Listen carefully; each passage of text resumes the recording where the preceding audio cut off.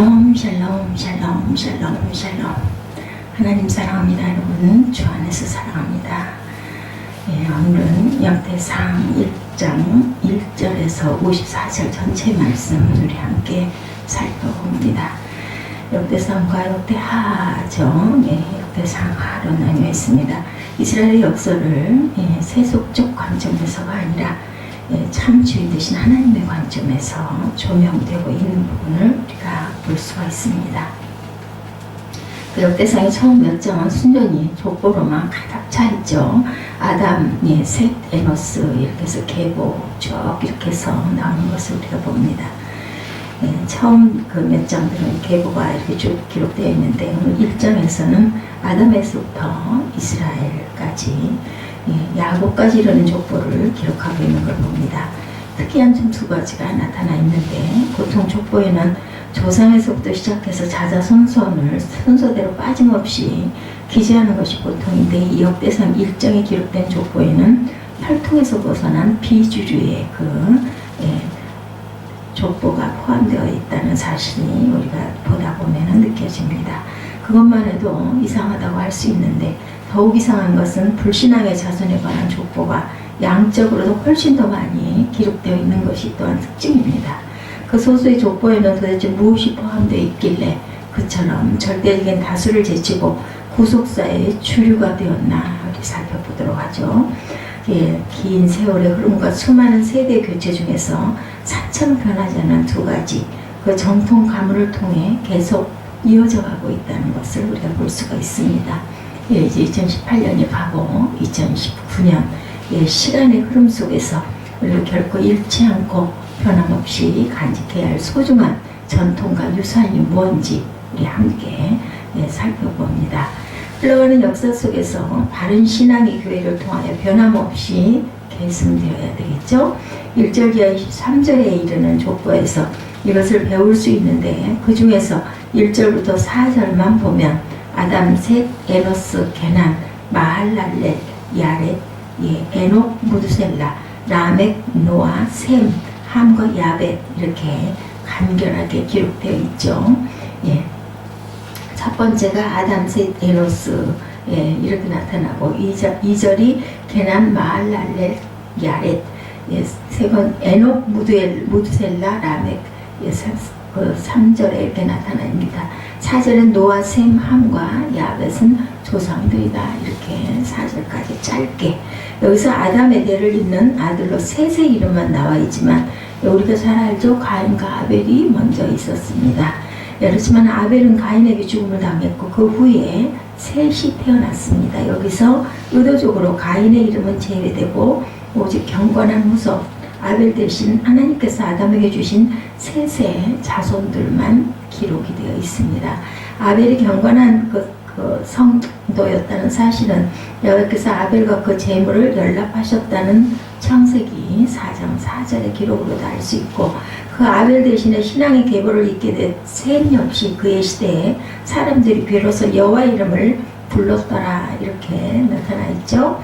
창세기 4장 26절의 말씀을 보면 경건한 신앙의 인물임을 우리가 알 수 있는 그러한 구절이기도 합니다. 이어지는 계통에서 특별히 에녹은 평생을 하나님과 동행하더니 하나님이 그를 데려가심으로 세상에 있지 아니하였더라. 5장 24절에 이렇게 나타나 있죠. 또한 그의 증손에 해당하는 노아는 온 세상이 죄악으로 물들어 있을 때 하나님께서 유일한 의인이요 당대 완전한 자다. 6장 9절에 이렇게 증거합니다. 그런 의의 후사가 되었죠. 이처럼 1절부터 4절까지의 내용은 하나님을 경외하는 신앙이 정확하게 계승된 족보를 아담에서부터 노아까지 기록되어 있는 것이 보여집니다. 그런데 그 이하 5절부터 23절까지는 노아의 세 아들 셈과 함과 야벳의 뒤를 잇는 족보가 나오는데 거기에는 4절 이전과는 대조적인 내용들로 가득 채워져 있죠. 나중에 24절로 27절에 보면 셈, 아르박사, 셀라, 에벨, 벨렉, 루, 수룩, 나홀, 데라, 아브람 곧 아브라함이라고 셈에서부터 아브라함에 이르는 족보가 또한 나타나 있습니다. 이것은 바로 1절부터 4절까지 나왔던 것과 똑같이 간결한 패턴으로 똑같은 신앙의 계보로 연결되는 내용이 분명하죠.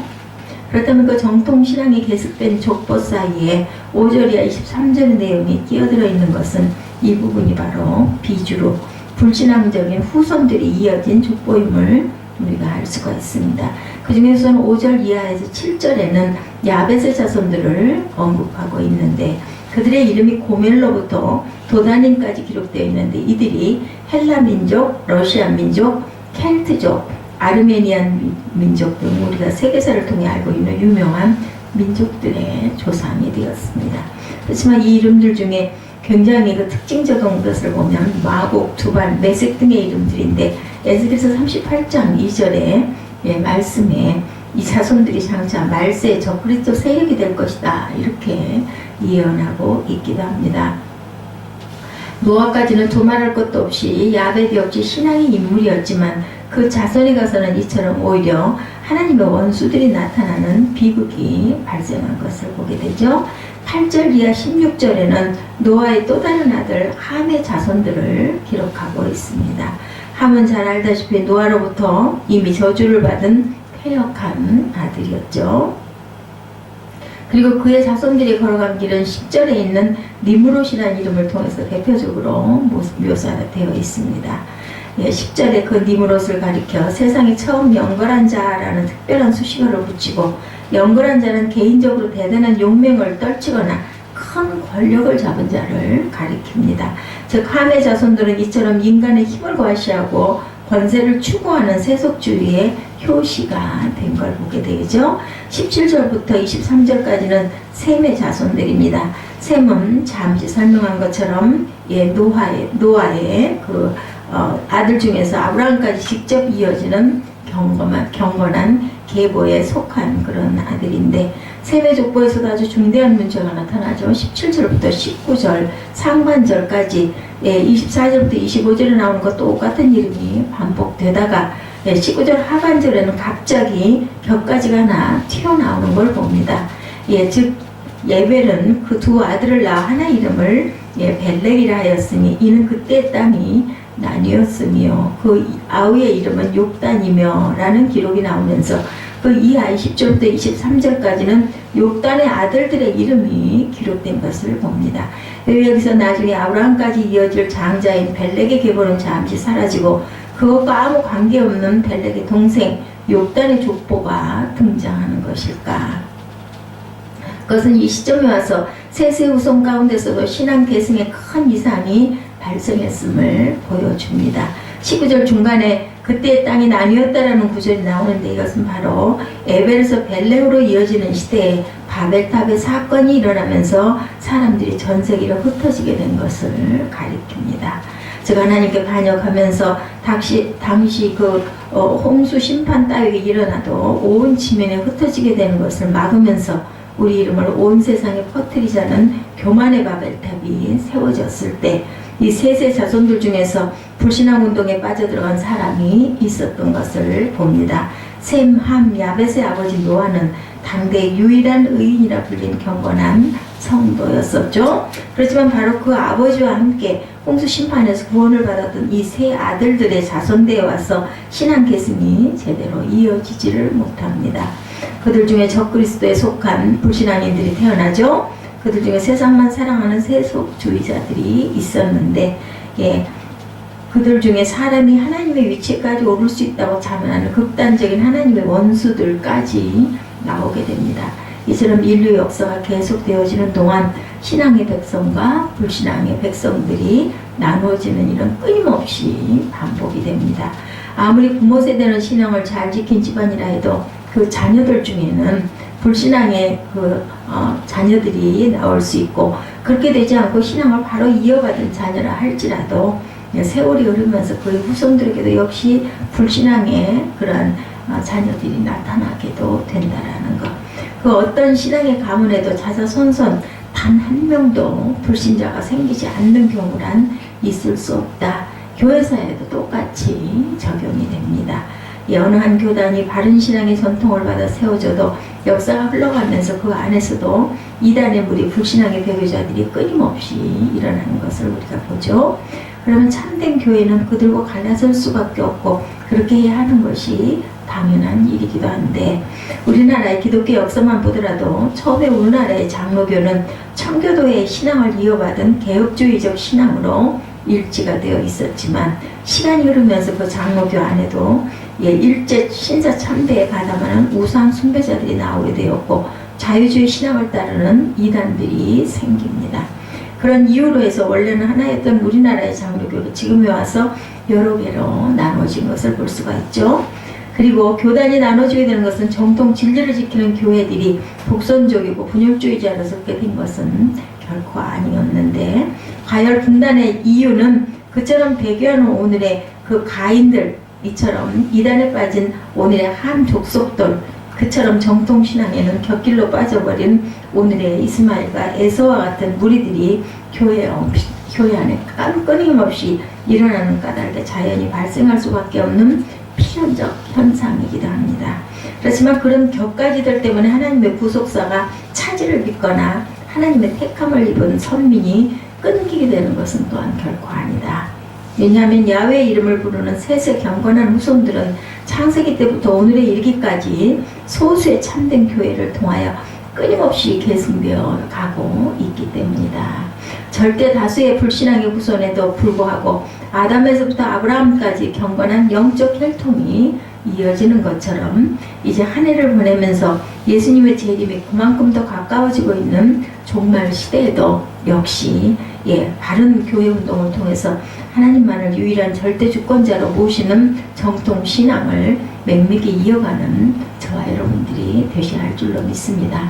그리고 또한 교체되는 세대 가운데 하나님의 유업의 과정을 통해서 계속 이어져 가야 되겠죠. 28절 이하 54절까지의 내용에서 우리가 이 사실을 확인할 수가 있는데, 그 중에서 28절과 34절만 보면 각각 28절에 아브라함의 아들은 이삭과 이스마엘이라, 34절에는 아브라함이 이삭을 낳았으니 이삭의 아들은 에서와 이스라엘이었더라, 이렇게 기록되어 있습니다. 여기서 우리가 잘 아는 아브라함, 이삭 그리고 야곱까지 이르는 유명한 믿음의 조상 3대를 앞에 문단에서 보았던 아담부터 아브라함에 이르는 정통 족보의 경우와 똑같이 간략하게 기록해 놓았습니다. 그에 비해서 이들과 같은 집안에서 태어나 동시대를 살았던 이스마엘과 에서의 후손으로 이어지는 족보는 28절부터 54절까지 각 문단에서 나머지 27절들을 가득히 메우고 있는 것을 또한 볼 수가 있죠.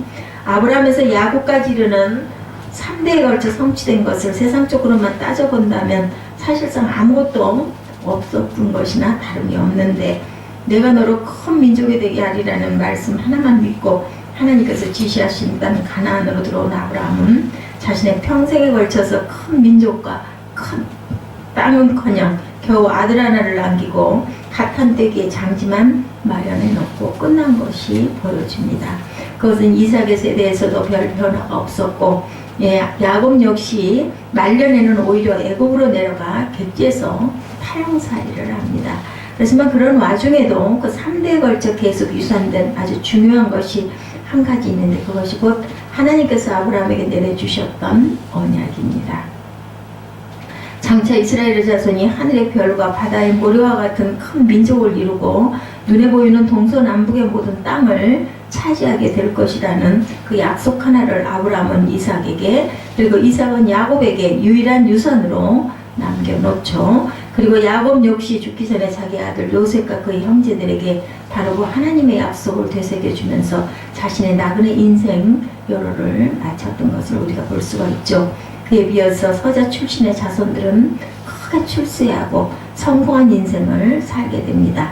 이스마엘은 창세기 17장 20절에 그로 크게 번성케 할지라 그가 12방백을 낳으리니 내가 그로 큰 나라가 되게 하려니와 라고 하나님께서 예언해 주셨던 사람이기도 합니다. 오늘 본문 29절에서 31절에 기록된 12아들이 바로 그 말씀대로 12방백이 될 정도로 그의 후손들은 크게 출세하고 세력을 확장했던 거죠. 아브라함의 첫 그두라가 낳은 자손들 또한 32절과 33절에 기록되어 있는데 이들 역시 아라비아 지역을 차지하면서 번창해 갑니다. 정작 적자인 이삭은 우물아라도 차지하지 못하고 이리저리 쫓겨다니는 신세를 면치 못하고 있을 동안에 그 비주류 후손들은 세계가 좁다 하면서 평창 일로를 치닫고 있는 것을 우리가 봅니다. 이삭의 아들 야곱 세대에서도 그런 현상은 마찬가지죠. 35절 이하 37절까지 본문에 에서의 자손들이 이름이 기록되어 있고 그 뒤를 이은 38절부터 42절에는 당시 세일산에 살고 있던 호리 족속이라 불려지는 원주민들의 족보가 첨부되어 있습니다. 그 둘을 나란히 기록한 것은 에서가 바로 세일산으로 가서 그 지역의 강력한 원주민들을 쳐부수고 그들과 혈통적으로 동화하여 함께 에돔 족속을 이루었기 때문이기도 합니다. 이어지는 43절에서 45절까지 그 에서가 세운 에돔이라는 나라의 일찍부터 왕정 체제가 설립되어 세워졌다는 것을 기록한 내용들이죠. 43절에 이스라엘 자손을 치리하는 왕이 있기 전에 에돔 땅을 다스리는 왕들이 이러하니라 이렇게 나타나면서 그 이하의 에돔의 왕들과 족장들의 이름을 나열하고 있는 것을 봅니다. 여기서 이스라엘 자손을 치리하는 왕이 있기 전에라는 문구가 아주 의미심장한데 에돔의 왕정은 이스라엘의 첫 왕 사울이 세워졌을 때보다 훨씬 더 오래전부터 존재해 왔다는 사실을 강조하는 거죠. 왕정의 체계가 갖추어졌다는 것은 그만큼 국력이 강하고 조직과 기강이 잡혀있는 정치적으로 발달된 나라임을 의미합니다.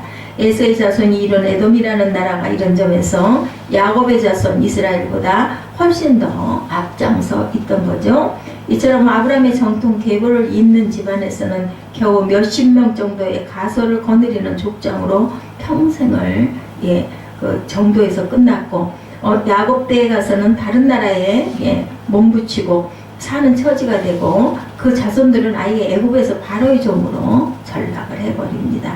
하지만 그러는 동안 서자의 후손 에돔은 강력한 왕이 다스리는 독립국가를 건설해가고 있는 것을 또한 우리가 보게 되죠. 대조적인 가문입니다. 불신앙의 자손들이 세상에서 출세하고 권력을 잡고 그리고 또한 다른 나라를 점령하기도 하고 일국의 통치자들이 되어가고 있는 그러한 반면에 명색이 믿음의 조상이라는 집안은 자기 살땅 하나를 변변히 차지하지를 못하고 국가 건설은 커져 남의 나라에서 더부살이를 하는 신세를 면치 못하고 있는 게 보여집니다. 그냥 세상적 관점에서만 본다면 아브라함의 정통 가문이 이스마엘과 에서의 자손에 비해 너무나 못나고 보잘것없는 모습으로 살고 있었던 것으로 보여집니다. 결국에 가서는 그런데 그렇게 되지가 않는다. 왜냐하면 아브라함의 적자 후손을 통해서는 세상에서 성공하고 출세하는 유산보다 100배, 1000배 귀중한 유산이 전해지고 있는 것이 있었기 때문인데 그것이 하나님께서 이스마엘이 아니라 이삭에게만 에서가 아니라 야곱에게만 주신 축복의 약속이었습니다. 그들의 장차 이루게 될 큰 민족과 나라에 대한 하나님의 약속의 세대가 바뀌며 겉보기에는 별로 나아지는 것이 없어 보이는 가운데서도 이들을 통하여 꾸준히 후손에 전수되고 그 약속은 결국 가나안 정복과 이스라엘 건국이라는 엄청난 축복으로 실현되고 말았던 것이죠. 하나님의 약속 이것을 전해주고 물려받지 못하면 가문에서는 사실상 빈 껍데기 상속만 이어지고 있을 뿐이라는 것을 봅니다. 오직 의인의 자손 선인의 후손에게만 주시기로 약속된 금세의 축복과 내세의 소망 이것이 유업으로 전해지지 않으면 그런 집안이란 저 천국에서는 문자 그대로 이상가족이 될 수밖에 없다라는 것. 오늘도 아브라함의 언약을 계속 유업으로 전해주는 가정이 있는가 하면 이스마엘의 출세만 지향하면서 자녀들을 복가되고 부모에게 상속받는 날만 기다리는 집안도 있는 것을 봅니다. 그리스도의 왕국을 건설하고 14만 4천인의 택자를 이어가게 되는 그런 아브라함의 언약 그리고 또한 출세만 이어가는 그러한 그 아이들은 지옥 가족만 늘리고 있는 것을 우리가 보게 되죠. 해가 바뀌고 세대가 바뀌어도 영원히 변하지 않고 최고의 축복인 하나님의 유업을 각자의 가정에서 대대로 이어지는 성도들이 되시기를 주님의 이름으로 축복합니다. 아무리 역사가 흘러가고 시대가 변화되어도 유일한 야훼만을 참 하나님으로 경건히 섬기는 바른 그러한 신앙을 계승하는 그러한 교회 아무리 세대가 교체되고 환경이 바뀌어도 하나님의 언약이라는 귀한 유업을 나와 내 자녀와 후손을 통해서 계속 전수되는 가정, 이것이 역대상 1장에 기록된 수많은 이름들 중에 오직 몇 명의 신앙인들과 그 가문만 누렸던 축복이었습니다. 절대 다수의 가인의 자손들이 불신앙을 온 세상에 퍼뜨리고 세속적 성공을 자랑하면서 세를 올리는 가운데 아담으로부터 야곱, 이스라엘에 이르는 소수의 신앙 선조들은 구원에 이르는 그러한 바른 신앙과 금세뿐 아니라 내세까지 미치는 영원한 유업을 대대로 자자 손손까지 전해주고 있었던 것이다. 우리가 항상 새해가 되면 야외 유일한 신앙을 지키는 참된 교회들은 작년보다 오히려 더욱더 큰 공격들을 당하는 것을 봅니다. 왜냐하면 마귀가 자기 때가 다 된 줄을 너무나 잘 알기 때문에 그 발악은 더욱더 극성스러워질 수밖에 없기 때문이죠. 우리의 자녀들을 주의 교양과 훈계로 올바르게 키우는 일은 날이 갈수록 점점 더 어려워집니다. 이 종말 사회는 해가 바뀔수록 그 죄악의 관영함이 점점 더 지독해질 수밖에 없기 때문이라는 것, 이유입니다. 그런 까닭에 우리가 항상 1년을 맞이하고 새해를 맞이하는 그 시점에 더욱더 각오해야 되겠죠. 바른 신앙과 참된 유업을 우리 교회와 가정을 통해 계속 지켜나가고 전해나가야만 하겠다. 왜냐하면 바로 이 두 가지, 이 교회와 여러분의 가정이 새해뿐 아니라 오고 올 미래 전체가 걸려있기 때문이라는 것. 우리 새벽교회가 계속 붙잡고 왔던 참된 신앙, 지금까지 우리 가정을 통해서 계속 전해지고 있는 하나님의 유업이야말로 우리에게 가장 귀하게 소유하는 최고의 가치, 그리고 은혜, 그리고 축복이라는 것을 깨닫고 우리가 항상 2019년도 우리 전통과 유산 그리고 믿음을 굳건하게 지켜가는 하나님의 귀한 자녀들 되시기를 주님의 이름으로 축복합니다. 기도하시겠습니다.